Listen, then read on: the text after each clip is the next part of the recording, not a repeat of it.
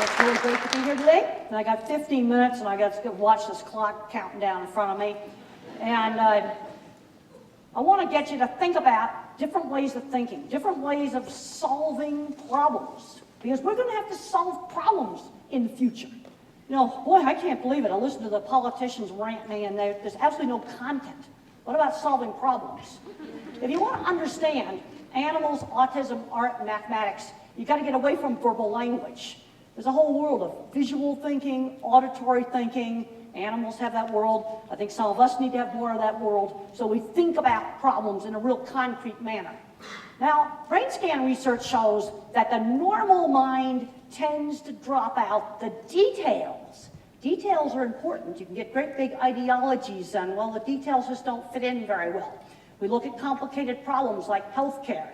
Well, how about looking at how it affects Jane over there, or Jim over here, or somebody else over there? We need to get a little more specific.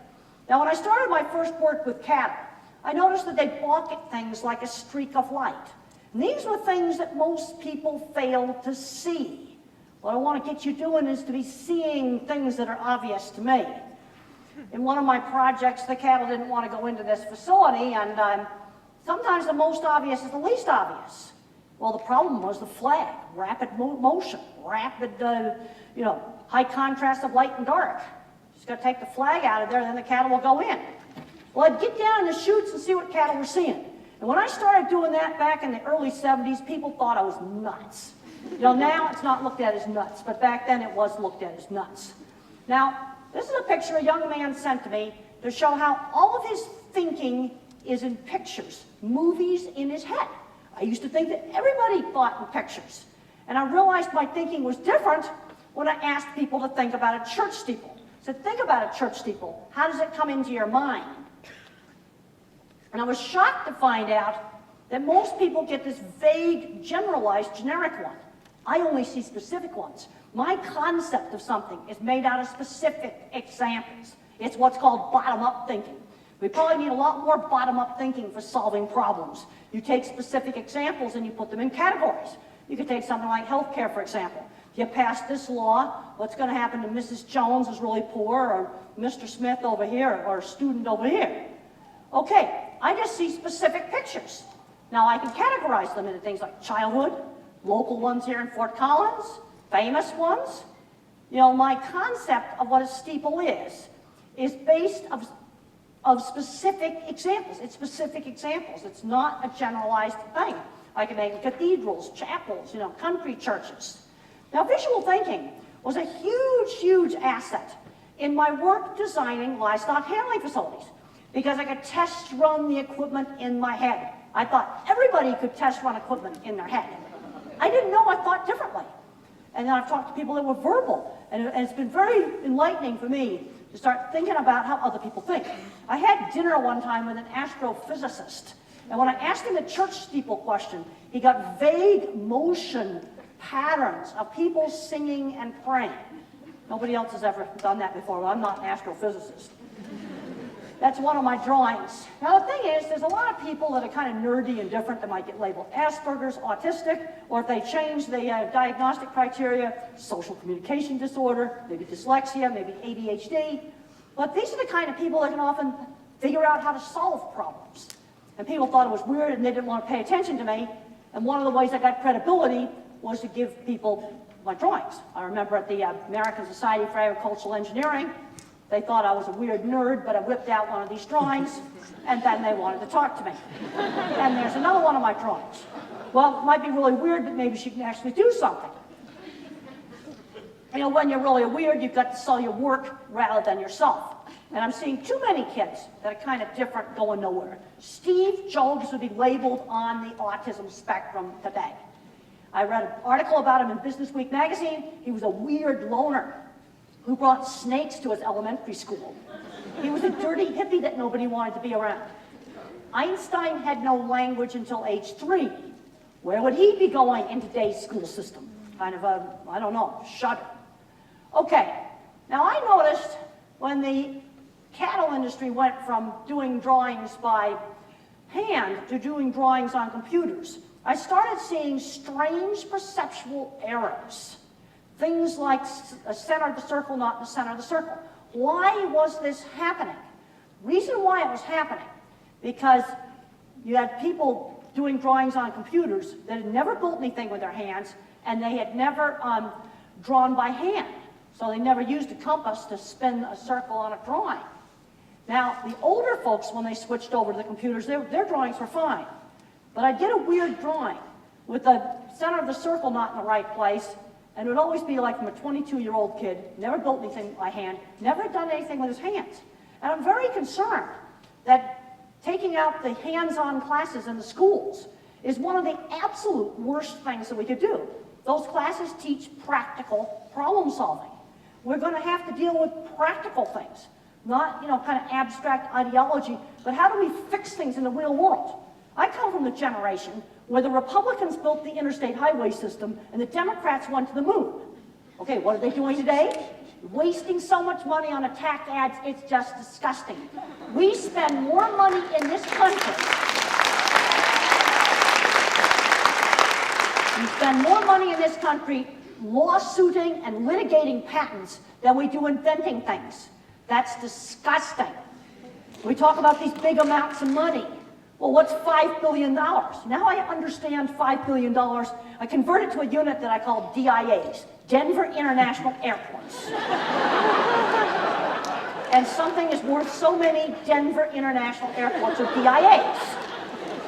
Well, it makes you think about it in a concrete way.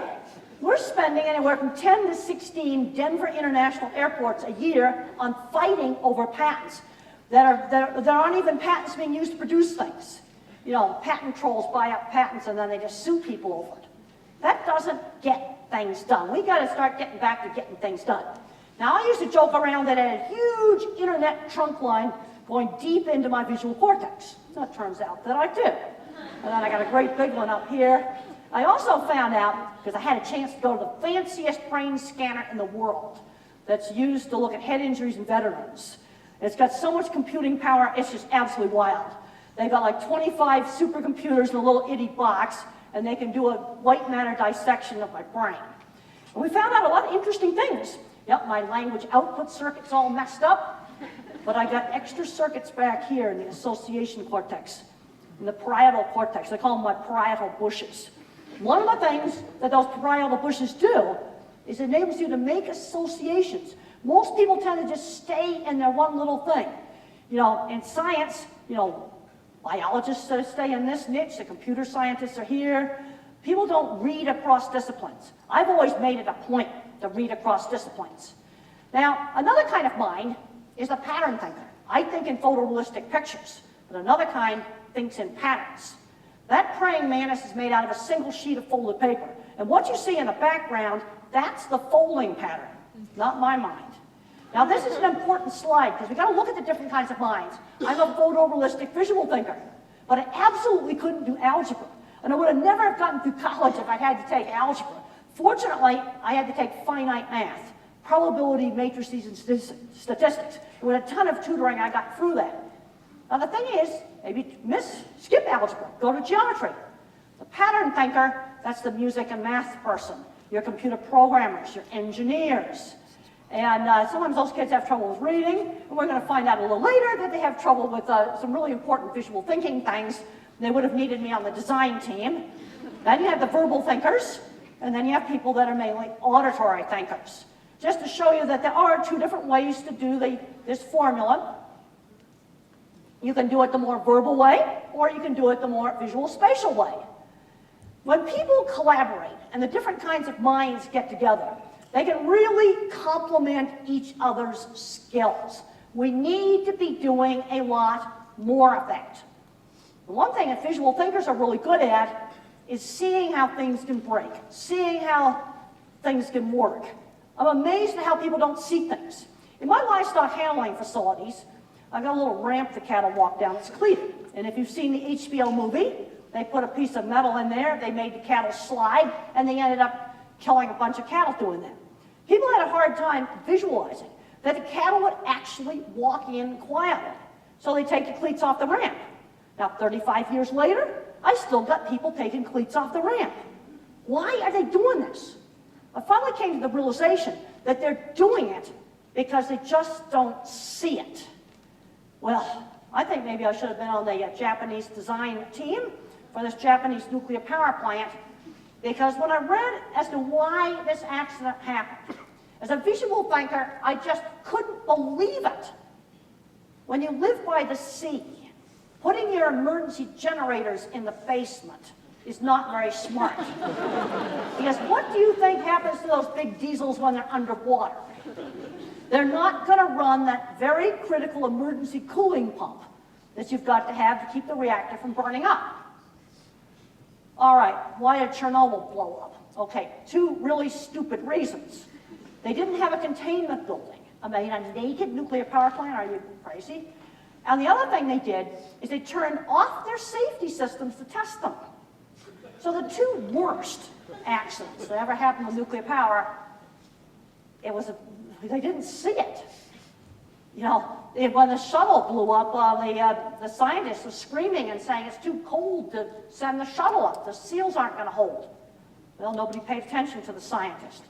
Now, when you look at something like this nuclear power plant issue, you've got two issues here. Should you have nuclear power plants? I know that's controversial. And if you do have them, how do you make them safe? There's two different issues, having them and making them safe. Well, when they work, they just sit there, no carbon footprint. We've got a power plant over here in Fort Collins, and about 10 years ago, I used to go over there all the time because my student took care of bison that were over there on the property. I have to say, the amount of coal cars unloading at that plant, I don't know, to me it's a giant turnoff. And then the safety thing, we've got to work on, you know, if you're going to have them, making them safer. I thought of a really wild idea. Since they're so dangerous, they're not just a regular kind of object. They're almost like something sacred that they're so dangerous. Maybe that's the way we need to be treating them. When I was at the University of Illinois, I had a chance to look into a nuclear power plant when it fired up. We actually, on our campus, I don't know if they have it anymore, but in the 80s, they had this little nuclear power plant, and they had open house. And I went to nuclear reactor open house. And they made me leave my purse down away from it so I wouldn't drop my purse in it. And we went up on this little catwalk, and then they turned it up, and they pulled out the control rods, and you saw everything turn cobalt blue. So I actually looked into the part of a nuclear reactor. But I think this is a really important thing. Yeah, there's a lot of other green ways to get energy. But there's two issues here. Whether or not you should have them, and if you do have them, how do you make them safe? Because when they work, they just sit there. And let's just talk about another thing with power. I was on the plane the other day reading the New York Times business section, Wednesday, April 18th, 2012. And I found out how much power data centers take up. You know what data centers are? You know, when you look things up on Google, it doesn't just come out of the ether. It comes out of a gigantic warehouse that's just full of computer servers. And it uses gobs of electricity. And according to this article, I think if I'm reading this right, that just what Google uses is like 260 million watts. That's equal to 1/4 of a nuclear power plant. So the whole US, just to run all the internet things and all the data, the YouTubes, YouTubes don't come out of the ether. They're stored in giant data centers. Probably takes one entire nuclear power plant to power all of the data centers for the US. So I just want you to think about that. So you want to do the really green thing tomorrow, you got to figure out how to build a data center that doesn't eat up tons of power, because they just eat gobs and gobs of electricity. What I hope I have done is to get you to really just think about some different ways of looking at things. And you also need to sort out the issues. Whether or not you have a nuclear power plant is one issue. How do you fix them is another issue. Don't confuse issues. I want to get you to think clearly and very, very logically. And it's just been great to be here. Thank you for coming.